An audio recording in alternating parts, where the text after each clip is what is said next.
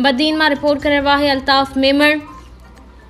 अकबर बाजवा की रिहाइशगाह से सभी जट बिरादरी जो एक अहम इजलास मुनक़िद हो, जिसमें सिंध के मुख्तलिफ़ ज़िलनि में आयल अहम अगवानन और मोअज़्ज़िज़िन शख्सियतुन वडे अंग में शिरकत कई।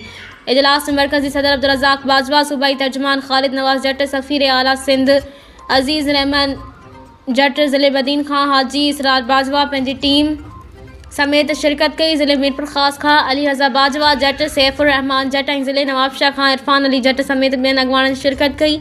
इजलास दौरान तंज़ीम साज़ी, इत्तिहाद और बिरादरी की मजमूई सूरत बहतरी बाबत तफ़सीली वीचार वंडिया कया विया।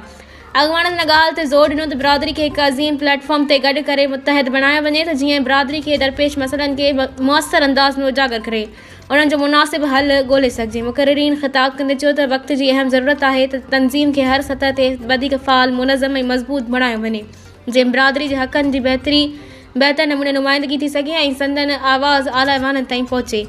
इजलास की आख़िर में सभी शिरकत कंदड़नि गडियल तौर ते अज़म जो इज़हार किया त हू तंज़ीम जो मज़बूती, इत्तिहाद और बिरादरी की तरक्की लाइ हर मुमकिन कदम खणंदा और पंहिंजी जदोजहद जारी रखंदा।